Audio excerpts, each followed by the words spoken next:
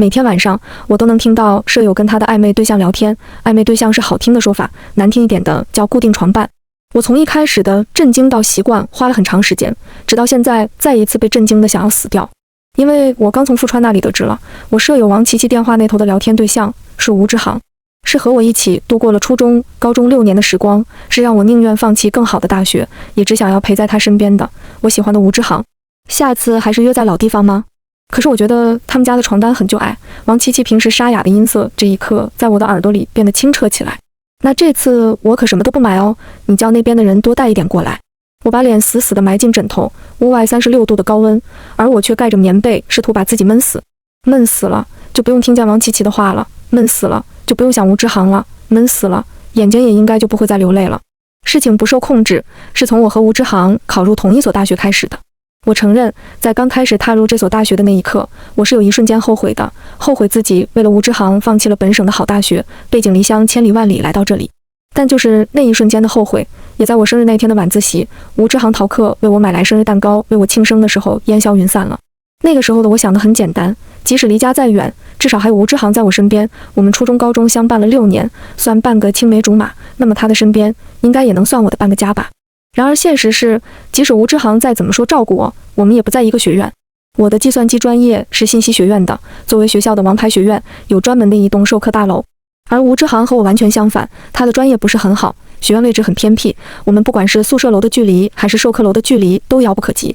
我是第一次这样离开家，因为性格木讷又不太爱交流，没有办法在短时间内交到什么朋友。那时的我，除了上课以外的时间，全都交给了惶恐。于是我便控制不住地开始在校园里寻找吴之航的身影，只有看见他熟悉的身影，我才能找到一份安心。我不敢告诉吴之航我的惶恐，因为那时候的吴之航已经交到了很多朋友。每次找到吴之航的身影时，他的身边都围着很多人，我不敢上前，又舍不得离开，只能悄悄躲在远处偷看他。有时候吴之航也会发现我，把我拥入以他为中心的人潮，那会让我短暂的拥有一些朋友，但只是短暂的，因为以他为中心的那些人里面，没有信息学院的。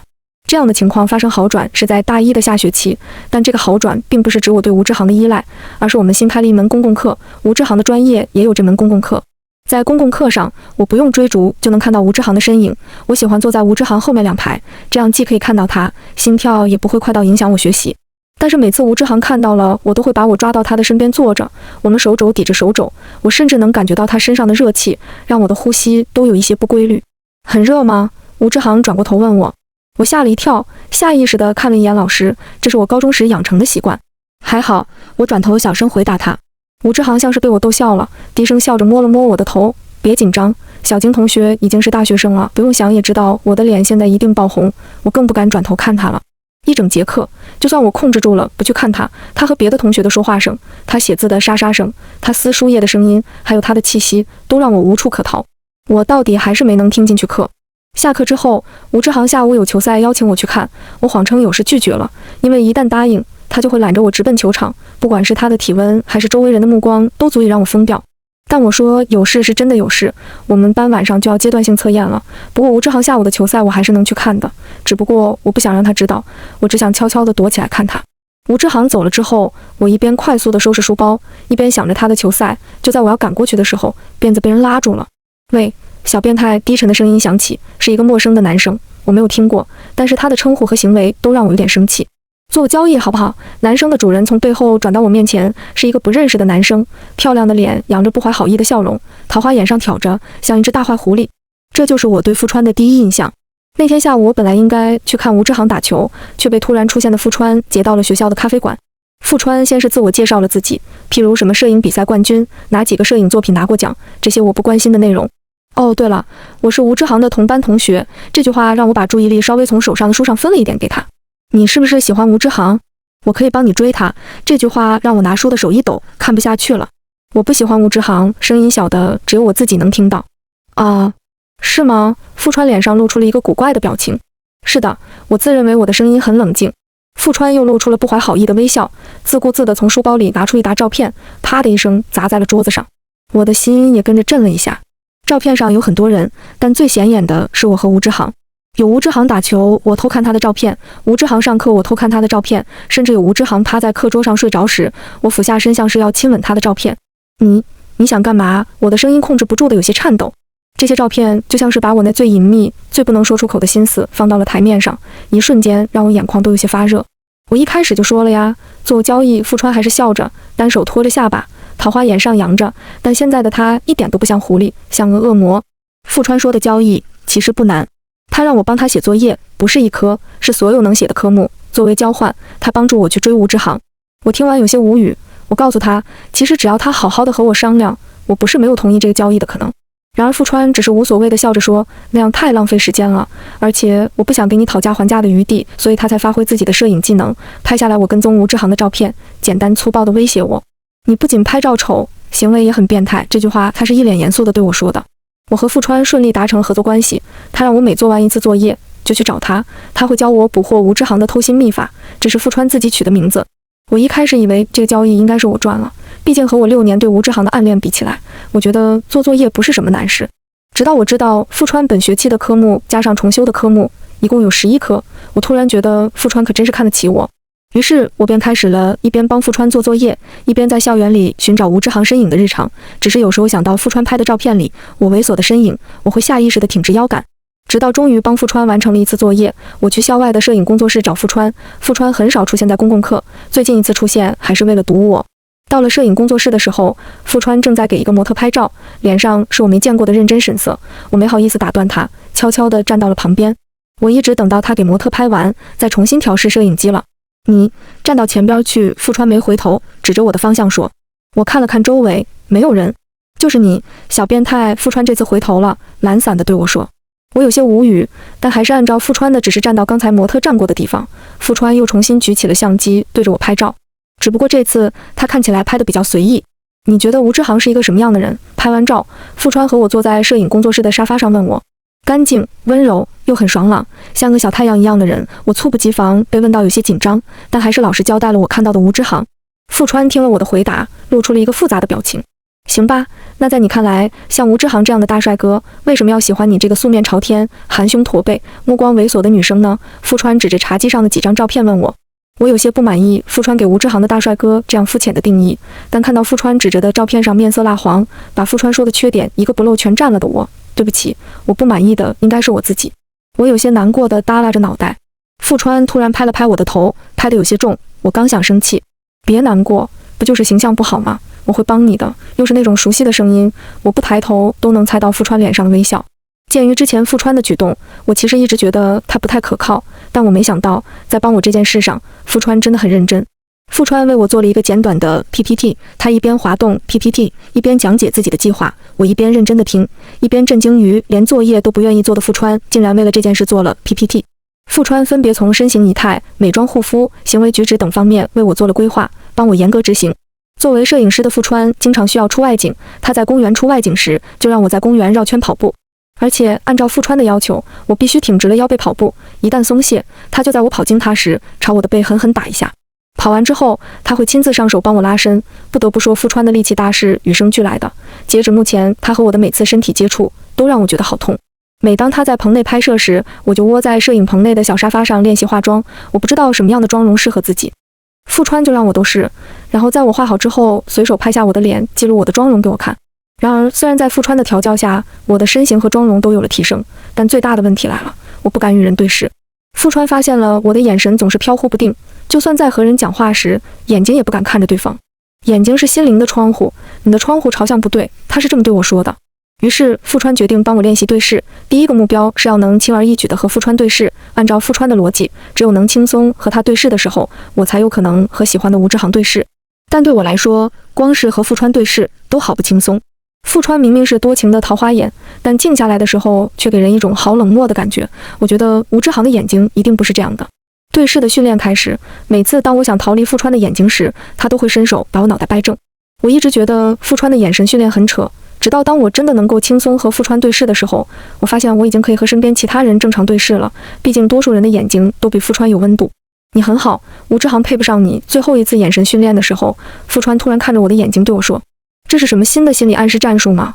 我有些奇怪他突然没头没脑的这句话。不是战术，事实而已。富川第一次主动撤开了目光，但这只是个小插曲，重头戏是在眼神训练之后，富川要我第二天主动去给球场上的吴志航送水，在那么多人的面前。送水并不重要，重要的是让他看看现在的你。富川对我说。大庭广众之下去找球场上的吴之航让我有些害怕，我更习惯躲在角落看他。富川感觉到了我的紧张，在去之前为我认真地拍了几张照片。他拍照片的时候眼神专注，就像是我真的是一个模特一样。新的照片上，我的腰杆笔直，眼神清澈，化着干净的淡妆。我一只手捏紧这张照片，一只手拿着一瓶水，尝试向球场上的吴之航走去。我控制不住地看了看我的身后，富川站在球场的边上，对我扬了扬下巴。我突然就心里有底了。围在吴之航周围的人大概认识我，自然地为我让出一条道。吴之航，给你水。我终于站在了他面前，努力控制着声音不要颤抖，认真地看着吴之航。我能感受到身边有人对我投来的视线，但我好像也能感受到背后富川为我投来的视线，所以我努力地让自己不去害怕。吴之航看到了我，眼睛好像亮了一下。小晶，你好像有些变了。吴之航接过我的水，笑着对我说。我突然很想笑，然后我就真的笑了出来。是很好的变化，我感觉我的声音里都透着愉悦。从送水那天之后，吴之航变得经常主动来找我了。我一开始的时候有一些慌乱，问富川我该怎么办。富川只是很简短地回了我4个字：做你自己。于是我开始经常和吴之航肩并着肩走在一起，在教学楼的走廊上，在夜晚的操场上，操场草坪上有时候会有学校的乐队表演，吴之航便会为我买一支荧光棒，我们一起坐在草坪上听乐队唱歌。不知道是不是我的错觉，有时候我会看到富川在远处看着我，但转眼又不见了。我觉得应该是我的错觉，毕竟富川那么不爱来学校。星期六，吴之航约我出去吃饭看电影，我大概知道那是约会，虽然我们还没有确定关系。周五晚上，我在宿舍里面翻找衣服，舍友王琪琪从我身边路过。出去约会吗？王琪琪问我。我有些不太想搭理他。王琪琪的私生活很混乱，我和他不熟，知道他私生活混乱是因为他每天晚上都在宿舍和男人打电话，声音很大，他好像从不避讳什么。那就穿少一点，男人都喜欢穿的少的。王琪琪调笑着走开了。我没说话，但心里有些不舒服。我在心里悄悄反驳，吴之航不是那样的男人。吴之航带我去了一家很高级的餐厅，我有些意外，因为我知道吴之航家和我家的条件差不多，算不上很好。但吴之航还是带我去了。我下意识地清算了一遍自己的支付宝和银行卡里的余额。西餐厅很高级，但食物让我吃不习惯，一瞬间甚至让我有些怀念富川摄影工作室里的即食意面。所以我吃的不多，更多的是和吴之航聊天。我现在已经可以很自然地看着吴之航了。说起来还要感谢富川，曾经让我追逐的太阳，现在就坐在了我触手可及的地方。吃完饭，吴之航带我去影院，我们在路上有一搭没一搭地聊着。吴之航，你大学毕业以后有什么打算呢？我随口问他。我也不知道，我更喜欢活在当下，生命太短了，我只争朝夕。吴之航笑着回答我。这个答案有些过于浪漫了，反而让我想起了富川的答案。当时在摄影工作室，我只是随口问了一句，富川就花了一整个下午为我展示他未来的摄影师宏图。怎么了？吴之航问我为什么笑，而我都没有意识到自己笑出了声。没什么，只是觉得这个答案好浪漫，我有些尴尬，不敢告诉他我想到了另一个人。不知不觉，我们来到了影院门口。然而令我没想到的是，吴之航带我来的是私人影院，我从未来过这种地方，有些不知所措。但我还是跟着吴之航进去了。我本以为不会有什么，认真地挑了我想看的电影。直到在黑暗中，吴之航的手在我的腰上游离，我完全看不进去电影了，只能感觉到他手的动作。他的手慢慢从我上衣下摆探了进来，一点一点往上挪，他的唇在轻啄我的颈项。不知不觉中，我竟是被他完全拢在了怀里。我不由自主地坐直了身子，想离他的手远一点。越来越上了，他的手越来越上了，我好害怕，真的好害怕。我感觉到自己的身体都在发抖，颈上如湿的感觉让我快要不能呼吸了。直到电影屏幕突然啪的一下黑了下来，在我慌乱之际，响起了店员的敲门声。那天的约会因为私人影院的设备出现问题，早早的结束了。我沉默地回到宿舍，把自己埋在被子里，突然好想哭。我不知道自己这是怎么了，明明那个人是吴之航，我为什么要害怕？为什么要哭？我好想给富川打电话，好想去找富川，好想待在他的摄影工作室，但我最终什么都没有做，只是把自己埋在被子里。那天之后，我又恢复了平日的生活，和吴之航一起在食堂吃饭，晚上在操场散步。我们谁都没有再提起私人影院的那件事，恍惚间给我一种好像真的什么都没发生的感觉，可明明不该这样的。后天就是春假了，我们一起去海岛旅行好吗？小晶，我还有2个朋友也会去，我们一共4个人。吴之航的声音依旧温柔。此时天色已经暗下来了，操场的路灯昏黄，我们周围有许多情侣在散步打闹，本应是很暧昧的气氛，我却心如止水。我再想一想，我回答吴之航。吴之航突然停了下来，我也下意识地跟着停下来。吴之航绕到了我的身前，微微低身，双手搭上了我的肩膀。小晶，我希望你能去，到时候我有很重要的事情想告诉你。吴志航对我说。他低身的姿势让我可以轻而易举地和他对视。吴志航的眼睛很温柔，里面倒映出了我的身影，我却在这时不合时宜地想起了另一双桃花眼。好，我鬼使神差地答应了下来。第二天晚上，我在宿舍里面收拾行李，我脑袋依然昏昏沉沉的，不知道自己的答案是对是错。我想你了，你猜猜我想你哪儿了？王琪琪依然在和暧昧对象聊骚着。我一件一件收拾衣服，明明是要去海岛，我却收拾了一堆长袖出来。突然，我的电话响了，是付川来电。自从我和吴志航的关系越来越近后，除了交作业，付川已经好久没有联系过我了。我按下接听的手指都有些颤抖。陆小晶，海岛，不要去。付川的声音有些咬牙切齿，我眼眶突然一阵发热。下次还是约在老地方吗？可是我觉得他们家的床单很旧爱。王琪琪平时沙哑的音色，这一刻在我的耳朵里变得清澈起来。那这次我可什么都不买哦，你叫那边的人多带一点过来。王琪琪依然还在和他的暧昧对象，不，他在和吴志航聊骚。我把自己闷在被子里，眼泪打湿了枕头，我快要无法呼吸了。付川告诉了我一切，付川接近我真正的理由是吴志航，是吴志航向付川借钱，再把我推荐给他，帮他做作业。吴志航知道我喜欢他，自愿做所谓的诱饵。吴志航身边的女人也没有一个和他是清白的，甚至就连王琪琪，我以为和吴志航不会有任何关系的王琪琪，也是吴志航的床伴之一。我以为这样已经够可恶的了，但是我没想到的是，就连我喜欢吴志航的事情也被吴志航当作笑话讲给他们听。我突然明白了王琪琪的毫不避讳，原来他不是不在意，他是在羞辱我呀。那我呢？那我暗恋吴志航的那6年算什么？我来到这个大学的理由算什么？吴志航是什么时候知道我喜欢他的？他又是怎样眼睁睁地看着我躲在角落去仰视他的？他是不是一直都在偷偷地笑我？我的眼泪就像决堤了一样，我死死地咬住牙，不发出声音。曾经为吴志航心动的心，现在痛得不像话。我的手机响了起来，是付川打来的电话，我挂掉了。付川又继续打，我挂掉了好多个付川的电话，直到付川发来短信，我就在你宿舍楼下。我没有去理会，付川也不是好人，付川明明知道的，他明明知道一切，为什么还要让我走到这一步？他明明可以阻止我的。等到我的眼泪流干了的时候，宿舍里已经安静下来了，舍友们全都睡了。我的脑袋哭得胀痛，一时间有些迷茫了，不知道未来怎么办才好，不知道怎么去面对吴志航和付川。我轻手轻脚地下了床，想去阳台吹吹风，让自己清醒一点，却看到了付川。在宿舍楼下的路灯下，付川夹着香烟站在那里，像一尊雕像。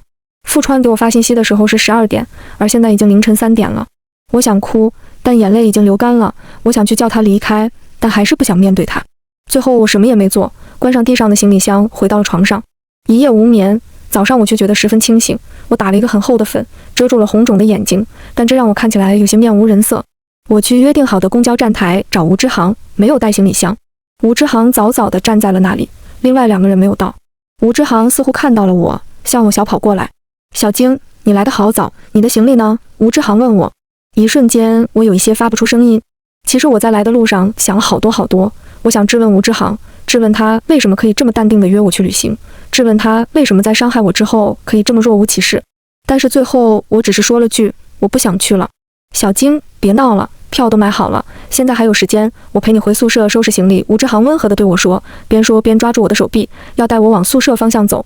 我说了，我不想去。我狠狠地甩开了吴志航的手臂，力道之大让一晚上没休息的我有些站不稳。吴志航回头看我，突然问我说，小晶，你怎么了？原来我不知不觉中已经泪流满面了。吴志航试图上前来拉住我，我拼命地挥动手臂想躲开他。小晶，你是不是知道了什么？吴志航突然停了下动作，认真地看着我说。我突然真讨厌付川教我的对视本能，让我下意识地看向了吴志航的眼睛。吴志航的眼睛依然温柔清澈，让我觉得有些讽刺。在来找吴志航之前，我想过了很多种可能，可能我会控诉他的所作所为，狠狠地甩他一巴掌，也可能我什么也说不出口，假装无事发生的临时毁约回宿舍。可我没有想到的是，吴志航竟然主动坦白了他的所作所为。他告诉了我他和身边的女生的关系，告诉了我付川是为了解决作业找他帮忙的。他说他很缺爱，他说他很孤独，他说他很没有安全感。这些话我听了很想笑，缺爱、孤独、没有安全感，那我初中、高中陪在吴志航身边的6年算什么？我是透明的吗？还是我表现的还不够明显吗？我看着眼前的吴志航，他在求我原谅他，可他却没说让我原谅他什么。小晶，我是真的喜欢你，我希望我们能认真的开始。我一时不察，吴志航抓住了我的手臂，我拼命的挣脱。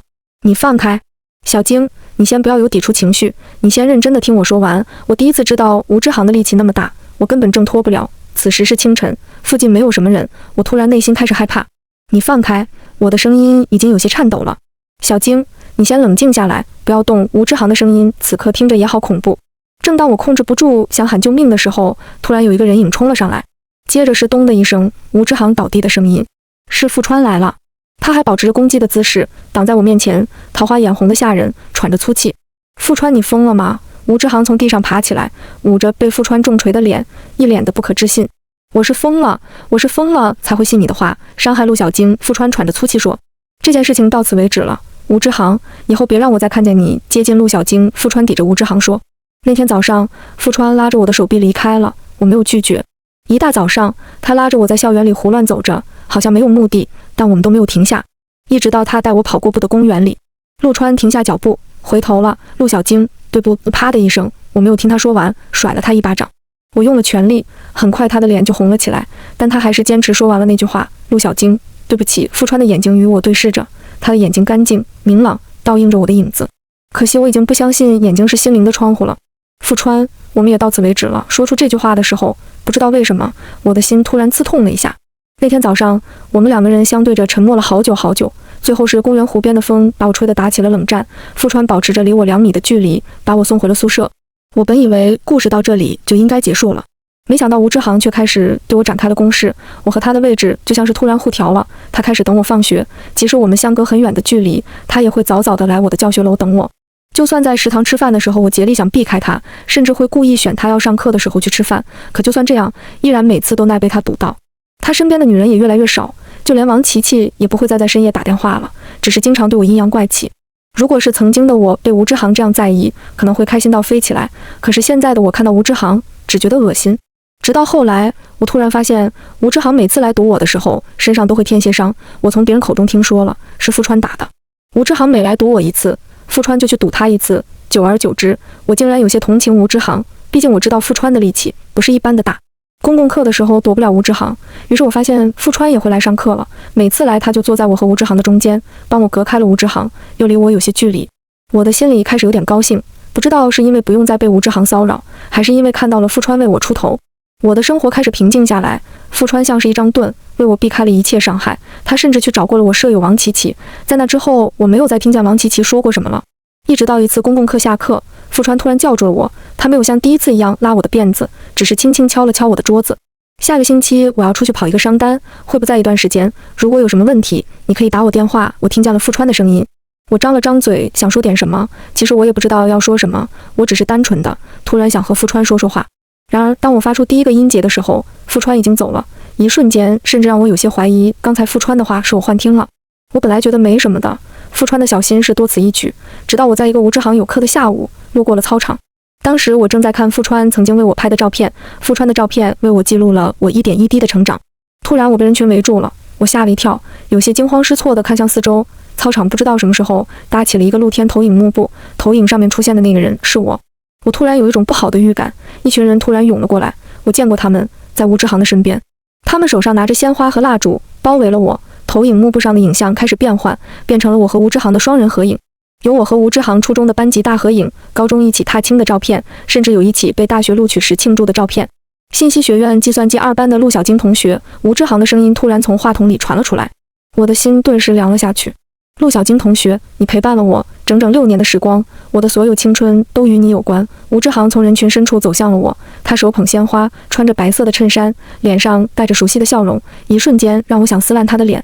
吴之航缓缓地向我走来，像一个圣洁的王子。如果我不知道他做的那么多恶心事的话，我希望你能给我一个名分，让我做你的男朋友好吗？小晶。吴之航的声音温柔，单膝跪地，冲我伸出一只手，看起来风度翩翩。周围人群涌动，爆发出热烈的喝彩。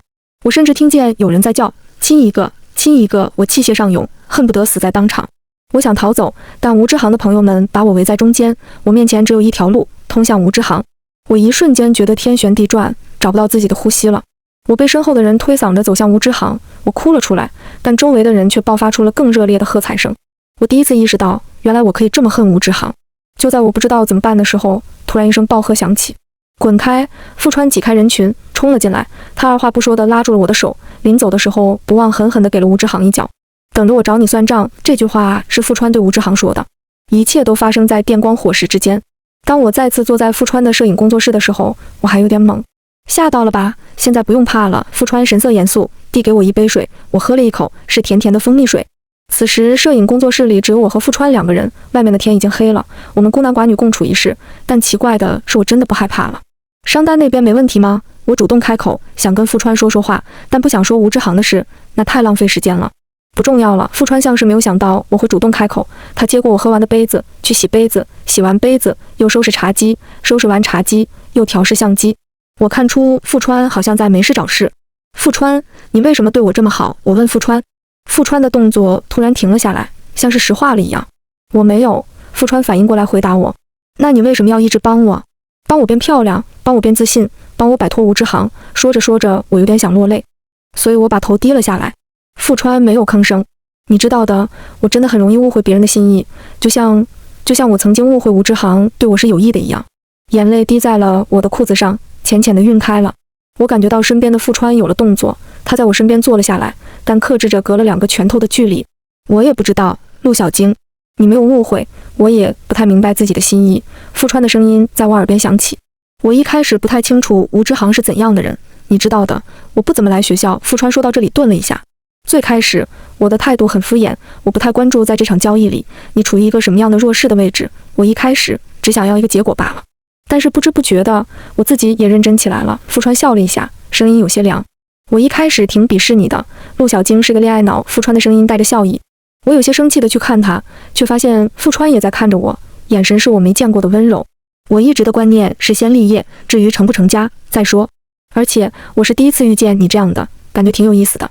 我是什么样的？我没忍住问富川。富川突然扬起了头，像是开始回忆。虽然是个固执的恋爱脑，但是却会努力的付诸行动，让我慢慢的开始意识到，或许只是我们追逐的东西不一样，没有什么对错之分。富川认真的说。我打你的时候有些重吧？对不起。我那时候在想什么呢？或许是有点嫉妒吧，嫉妒吴志航可以被陆小晶这么认真的追逐，喜欢。富川移开了视线，有些不敢看我。你是个很好的女孩，我开始尝试了解你，自然而然的也了解到了关于吴志航的事情。对不起，小晶，我还是有些迟了。富川看着我的眼睛说。可我还是不懂，富川说的迟了是什么迟了呢？是他告诉我真相迟了，还是他今天来操场迟了，还是他来到我身边迟了？富川，你这样说，我还是没法明白啊。我的眼泪控制不住的流了下来，我看着富川的眼睛，想弄清楚他眼里的我到底是怎样的。富川叹息了一声。我喜欢你，陆小晶。这是富川的声音，温热的指腹温柔地擦去了我脸上的泪水。我看清了富川眼里我的模样。我喜欢你，就算你说了到此为止，我还是忍不住的去想你，想去找你。吴志航骚扰你，我卑鄙的想借此再一次接近你，我去堵吴志航，但每次都没有下死手。只要他还是骚扰你，我就可以一直跟着你。富川说完，竟有些脱力地垂下了手。我们2个一起坐着，沉默了很久，我始终没有说话。过了很久，富川突然自嘲地笑了笑。对不起，小晶，以后不会了。吴志航那边的事情我会解决。我现在送你回宿舍。富川边说边站了起来。富川收拾东西准备送我走，我却突然伸出手拉住了要走的富川的衣角。富川，你好卑鄙！我看着富川说。富川低头看我，有些无措地开口，对不，可是我还是好喜欢。我堵住了他没说完的话。我看见富川的眼睛微微睁大，里面倒映着的我在笑着，是开心的。我和富川在一起了，现在光是想到这个事实，我都感觉好幸福。吴志航那边的事情我没有再理会，富川说他会解决，很快我就知道了他是怎么解决的。吴志航乱搞男女关系，铁锁连州的事迹被爆了出来，有图有真相的那种。吴志航在他们学院挺有名的，这次曝光足以让他夹起尾巴做人很长一段时间。而我成为了富川摄影工作室的常客，为了证明我不是恋爱脑，我经常带着书来富川的工作室自习。